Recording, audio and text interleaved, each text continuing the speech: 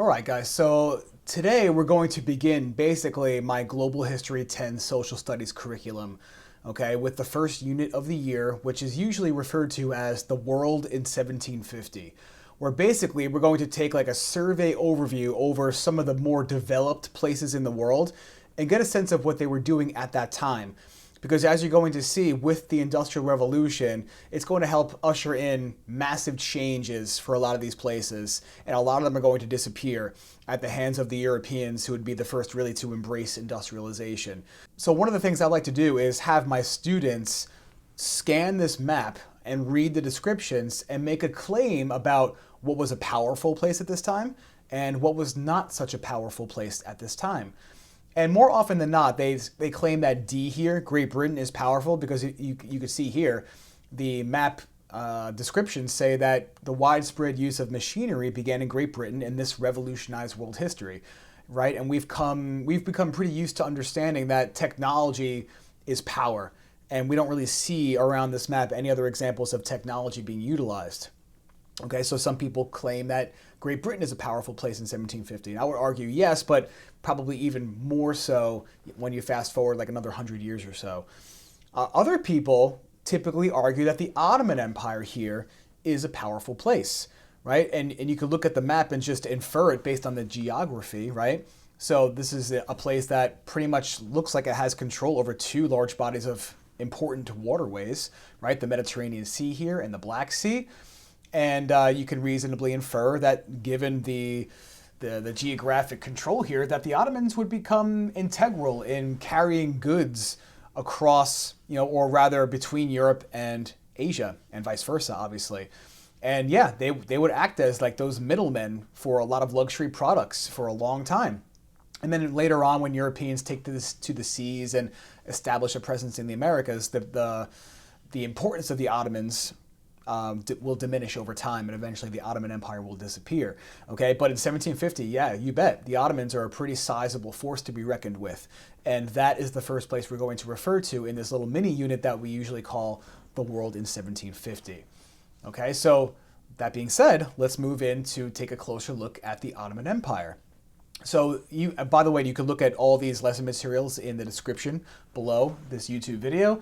This is my Do Now assignment that I associate with the introduction to this lesson on the Ottomans. And this is like a zoomed in view of what was going on, right? The Ottoman Empire, 1451 to 1566. This is the period of growth for the Ottoman Empire, okay, which was founded around 1300. And as you see in the map key, as the browns shift from like a dark brown to almost a yellowish light brown, you have acquisitions, right? Acquisitions meaning the Ottoman Empire is gaining territory. You'll see how and why they do that a little bit later, okay? But it peaked out around 1566, okay? And then between 1566 and 1922, it will become a story of losing territory and losing influence in the world, largely due to British industrialization and how the Europeans took to the seas to kind of bypass the Ottoman presence here in Eurasia. Okay, so a couple of questions that we did in class based on these maps. Okay, the Ottoman Empire touched three continents, right? You've got Europe here, right? This is the Greek peninsula. You've got the southwesternmost portion of Asia, right? AKA Mesopotamia, modern day Iraq and Syria. And then you have the northern part of Africa being touched here as well. Okay, so a large empire spanning parts of three continents, much like the Byzantine Empire before it. And like any empire, typically the region is so large that it contains many different ethnic groups. And most empires in history would have to find, if they're going to be successful, are going to have to find ways to get all the different ethnic groups to get along. Because if an empire is constantly at civil war, they are ripe for the taking. Okay, a country at war with itself is not exactly a strong country. So as we'll see, the Ottomans, much like the Mughals and the Safavids, would try to implement some degree of religious tolerance to try to keep the Christians, the Jews, and the Muslims relatively content living together, okay, to try to avoid some conflict. But again, it's religious tolerance to a certain extent, as we'll see a little bit later. Okay, so three continents. When did it reach its peak? We said it before, it's the year 1566. And some very important bodies of water, like we said before, would be controlled by the Ottoman Empire. Most importantly, probably the Mediterranean and the Black Sea. So what we're going to do is we're going to look at this empire in a little more detail, get a sense of the political developments that they implemented to try to keep this empire together. Okay, so let's take a peek. So the lesson material that I prepared is a reading, okay, and this is text that comes from a lot of sources. It's all secondary. Some of it from a Regents review book, some of it from a textbook that we use in class. But instead of like just giving students comprehension questions, I decided to try something a little bit different, which is to break the reading down a couple paragraphs at a time and then provide this little chart. Because I'm trying to get my students in the habit of not just hunting and pecking their way through a reading to answer a question, more trying to encourage them to engage with the text and actually pick out some of the key details. Okay, so what I'm trying to encourage is read a couple of paragraphs, maybe even one at a time. Stop and ask yourself, what happened in that paragraph? What should I come away with after having read it? Okay, so I'm trying to cultivate these good reading skills. Okay, so what I'm going to do is I'm going to read a couple of these paragraphs with you right now, and we'll break down some of the key details, and then I will just simply give you the rest of the information that pertains to these charts, and you can go back and read those for yourself. Okay? So the Ottoman Empire began as a small state based on Islamic laws in northwest Anatolia. Okay, Anatolia is what you would call Turkey today, right? So Turkey, Anatolia, this landmass right here. Just before 1300. Its first ruler was Osman I. For over 400 years, he and his successors built a massive empire spanning large parts of southwestern Asia, southeastern Europe, and North Africa. The Ottoman Empire officially came to an end in 1922 when it was replaced with the nation of Turkey and other independent states. Pause. Okay, now ask yourself, who is in that paragraph? Maybe there's a person or a group of people. Maybe there's a place mentioned, maybe a time period. Maybe something happened. Maybe action was taken in that paragraph. My general rule of thumb is try to find at least 1 to 2 definitive actions taken in that paragraph, right? A short paragraph like this, probably one thing is going to happen, right? A what, an action. A longer paragraph, we should probably look for like 2 things that happened. And if possible, use the paragraph, or maybe you can even make an inference if you want to think critically. Try to explain why or how it happened.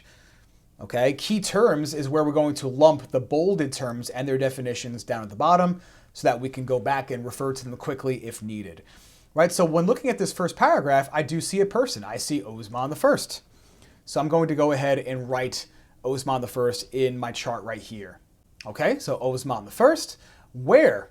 Okay, we have the Ottoman Empire, we have Anatolia, southwestern Asia, southeastern Europe, and North Africa. Okay, what I like to do is try to avoid repetition, right? So, for example, southwestern Asia and Anatolia, that's the same thing. Anatolia is in southwestern Asia, right? Going back to that map, this is all southwestern Asia and Anatolia is here. So to avoid repetition, I'm just going to leave that out. If you didn't know that those 2 things are the same, you can list all the places, right? So I will just put here at the bottom, okay, I'm going to turn on my bullet points. I'll put Ottoman Empire. I will put, let's see, Anatolia, just for the sake of doing this, okay? I'm going to assume that you didn't know that Anatolia and southwestern Asia are the same thing. So I'll put it here, southwestern Asia, southeastern Europe, and North Africa, okay? The when, we've got some times here, okay? We've got 1300, okay, or just before 1300, okay? It was when the empire was formed. We also have the year 1922, and we have for over 400 years, Osman and his successors built an empire. Okay, that's kind of a broad and not very specific time period, so I'm going to leave that alone. I'll use the 2 endpoints. I'll use the beginning point and the end point. Okay, so just before 1322, empire began, and I'll put 1922, empire replaced with modern day Turkey. The what happened? Okay, a couple of things happened here. They're very broad, right? But when I look at this paragraph, I see an empire that's formed, and I see that an empire that's replaced. Okay, so I'm going to keep it simple. I'm going to say empire was formed, empire replaced by Turkey. Okay, yes, it is possible that sometimes you will get some repetition, and that's totally fine. The why and the how, right? I don't see why and how yet. It doesn't tell me why they did it, right? Maybe they were interested in establishing trade between Europe and Asia, maybe, but that's not here. Okay, so I'm not going to take a guess. It doesn't tell me how they did it. It just says they did it. So perhaps that information will come in the following paragraphs. Okay, so let's read the next paragraph and see if we can continue building on our organizer here. The empire's founder and his immediate successors gained modest amounts of territory to both the east and the west up until 1450. The territory to the west came at the expense of the Byzantine Empire, which was steadily deteriorating. Okay, if you remember the Byzantines, they were like, I like to think of them as like the Thanksgiving Day leftovers of the Romans, right? The Western European Empire fell, the Byzantines were left standing. And if you were to look at that, if you were to compare, I'm not going to do it right here, but if you were to compare the Byzantine Empire at its peak to the Ottoman Empire at its peak, the territories under their authority are pretty similar. Okay, Ottomans being a little bit bigger though. Okay, so the Byzantines were collapsing, and that maybe is what can contribute to the Ottomans being able to take more land, right? So maybe that's part of the how or the why. During this period, many local European rulers were defeated militarily, but some, seeing the power of the Ottomans, simply submitted to Ottoman control, right? Maybe the Ottomans rolled in and they had something that scared the Europeans. So they were like, instead of, risking being killed or being defeated, they just submitted to Ottoman authority. So those who did submit were left to rule their own territories as long as they paid tribute and provided soldiers for battles upon demand. This is very similar to what the Mongols did. Right, the Mongols would roll in. They didn't want to establish this large bureaucracy. They weren't really known as administrators, right? They left the people in charge that they fought in battle, right? As long as they pledged their allegiance to the Mongols. Well, the Ottomans did the same thing, right? The Ottomans would roll into a place. Let's say they roll into Greece, but they leave the Greek leaders in charge. Okay, they know the Greek leaders know what they're doing, right? But they make the Greek leaders owe allegiance to the Ottomans. They make the Greek leaders pay tribute to the Ottomans, right? So this, is great in one sense, right? Because you don't have to worry about staffing your own people all over the empire and keeping tabs on them. But it's also risky, right? Because what if, behind the scenes, the Greeks are going to say that they're on your side, but then plot some kind of rebellion later on? That's exactly what's going to happen, right? The Greeks won't stay part of the Ottoman Empire for the duration of the Ottoman Empire. They will break free in the early 20th century. Okay? So like we just said, in this way, the Ottomans could rule areas with a minimum of investment and bureaucracy, while the local people were allowed to go about their lives much as before, right? So again, they didn't have to worry about building up this government structure because they just relied on what was already there. But again, that does come with risk usually, right? Maybe this would contribute to the fall of the Ottomans later on. But more about that how, right? The Ottomans' military success was largely based on the use of gunpowder. They replaced their archers on horseback with musket-carrying foot soldiers. A musket is a very primitive type of rifle. They also were among the first people to use cannons as offensive weapons. Even heavily walled cities fell to an all-out attack by the Turks. Okay, Turks are Turkish people. The Ottomans were a Turkish group. There were multiple Turkish groups, but this is the one that would eventually form the country of Turkey. Okay, so back to the chart. We have more things to put here, right? We have a year, right? 1450. Okay, so we'll add that to the when. Right? Do we have any more people? No, we don't have any more individuals. Okay, but we do have a place, right? We have the Byzantine Empire, so we could put where. I'll just add Byzantine Empire here. And I'll just add a brief note, right? So you could just put the region there, but if you don't add like the word declined, when you go back to your notes later, you might not know why you put that there, okay? So I'm just going to add declined in parentheses, okay? So we have that. We have a couple of key words there, okay? So I'll just skip ahead. I'll put these right here. I'm going to copy and paste tribute down here, okay? And also the term bureaucracy, right? The government that's complex and has multiple departments and levels. Okay, and we do have a couple of things that happened, right? I would argue if you can find two definitive actions, even if there are more, if you have two, it should give you enough to get a general gist of what's going on in that paragraph, okay? So we could see in this paragraph, the Byzantine Empire was in decline. So that's an action that happened, right? A development in history that happened. So I'll put Byzantine Empire declined. And yes, there is repetition, and that's okay. Repetition's fine. It might stick in your head a little bit better. Okay, and we also have Ottomans defeated many local European rulers. So we'll add that. Ottomans defeated local European rulers. Okay, I'm going to add maybe one more though. Okay, we definitely have enough for the gist. For the sake of this discussion, I'm going to add one more thing. Okay, I will put left people in power if they paid tribute. Okay, and we know now what tribute means. Now the why and the how, right? Again, there could be some repetition there. You can make a case that part of the how is that the Byzantine Empire declined, right? Maybe since the empire that preceded it was declining, it's easier to grab more territory.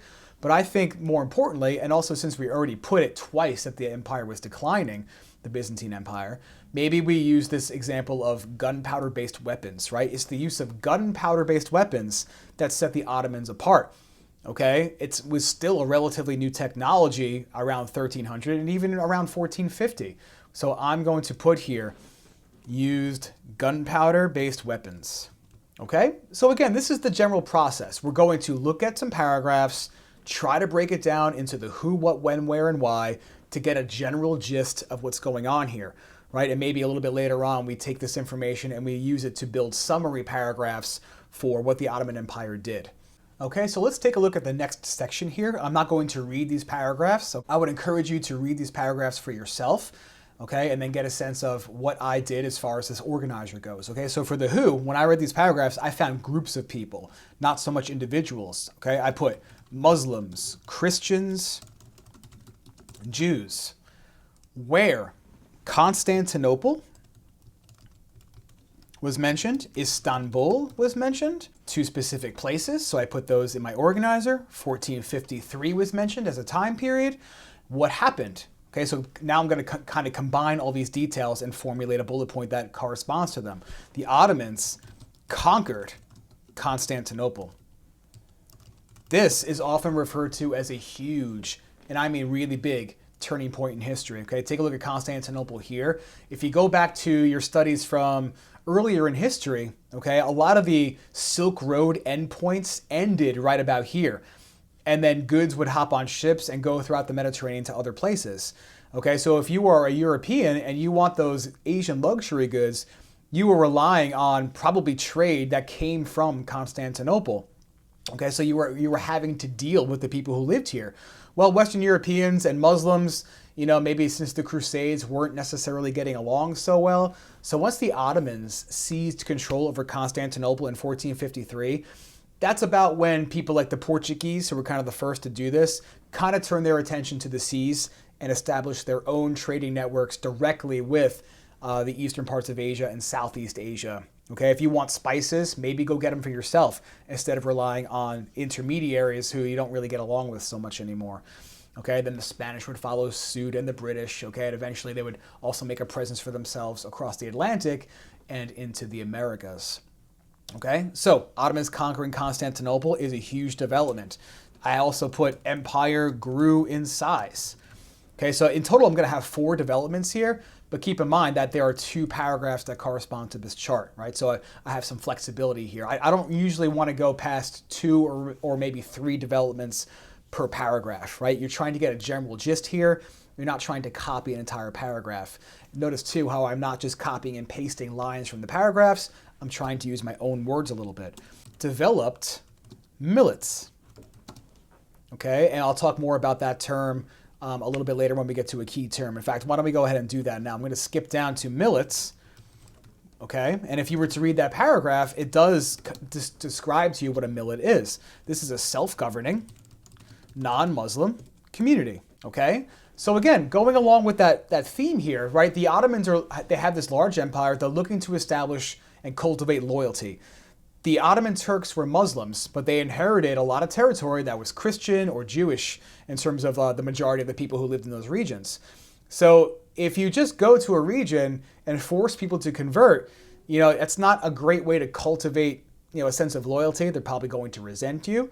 So what they did was they allowed Christians and Jews to form these self-governing communities. Again, they had to owe their ultimate allegiance to the Ottomans, okay, and maybe provide them with tribute, but they were allowed to govern themselves. Generally speaking, in history, when people are allowed to govern themselves, they are more content. Okay, so this is an example, right? If I were to ask you later, you know, what could be a good example of Ottoman religious tolerance? This would be an example, right? The Ottomans developing millets, these self-governing communities. However, remember what I said before, it's religious tolerance to a certain extent. And the ottomans often barred, meaning prevented, non-Muslims from high government positions. The best government jobs would be reserved for the Ottoman Turks, right? So that's something that maybe irked the people under Ottoman control, right? If you are denied social mobility, that goes, that definitely goes a long way towards fermenting resentment.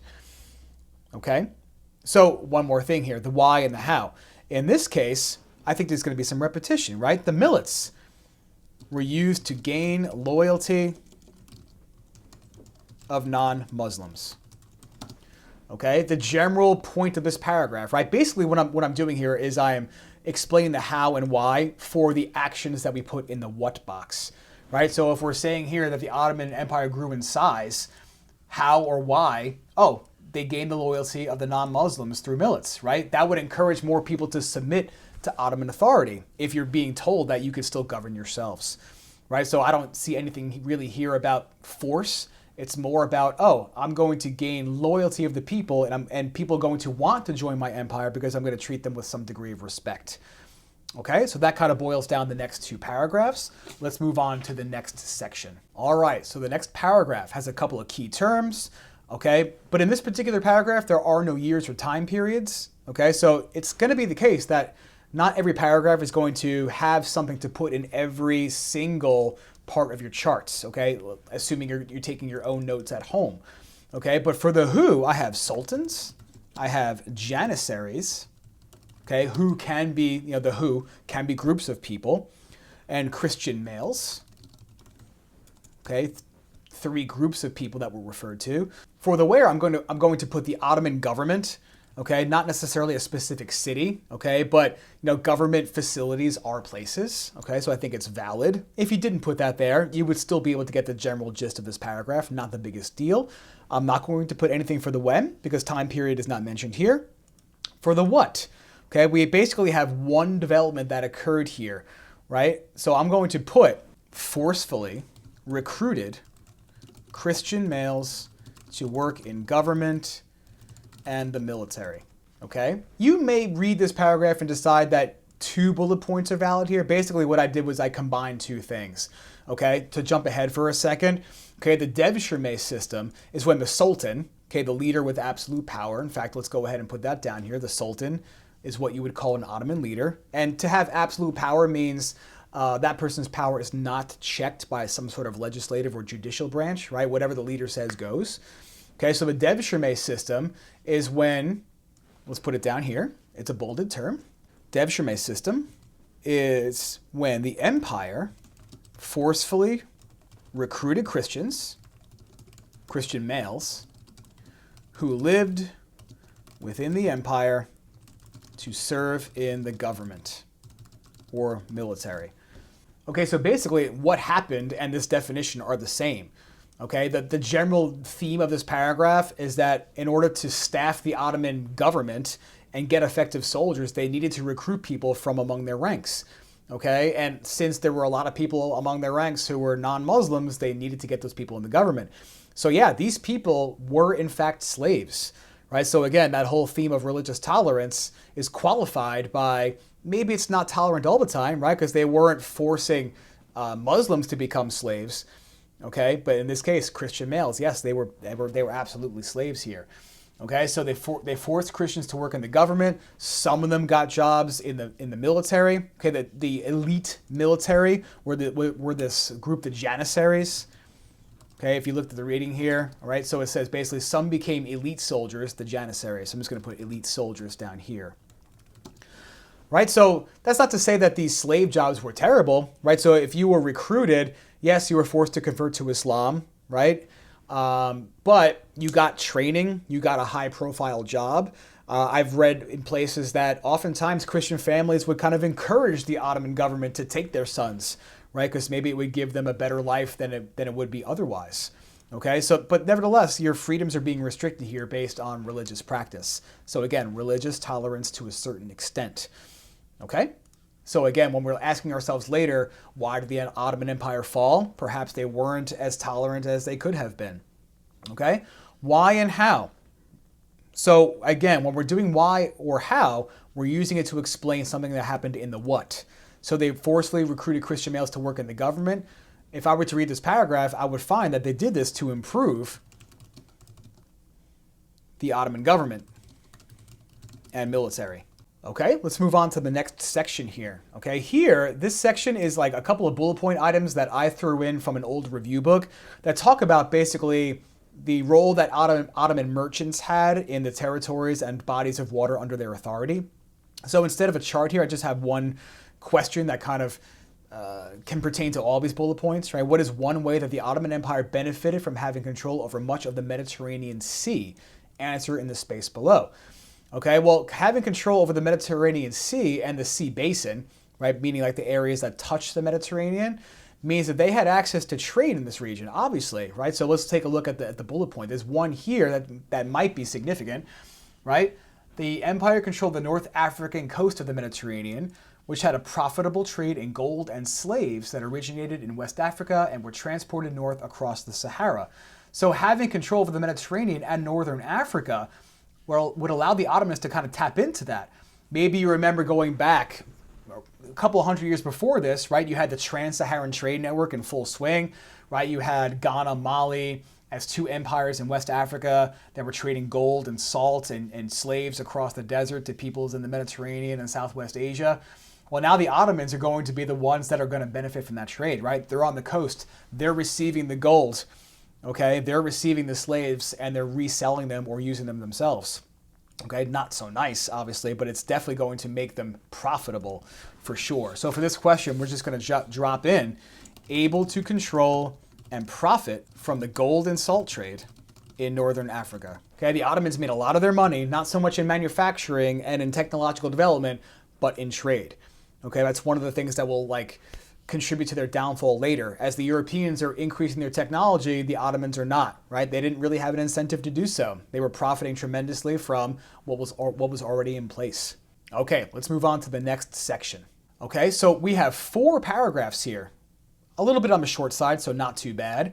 Okay, I'm not going to put the key terms down here. I'll talk about those key terms.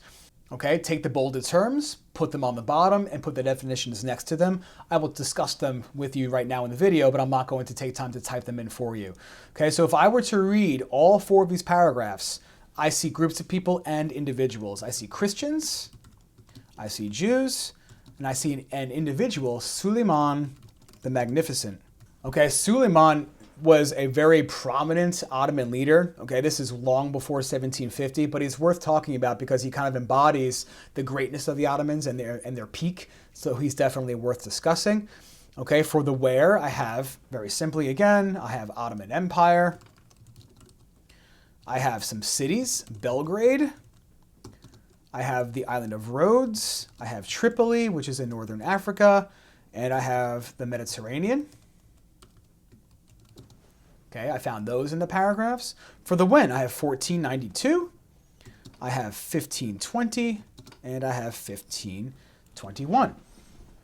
Okay, so if you were to look back at the reading and, examine those years, things happened that were significant, okay?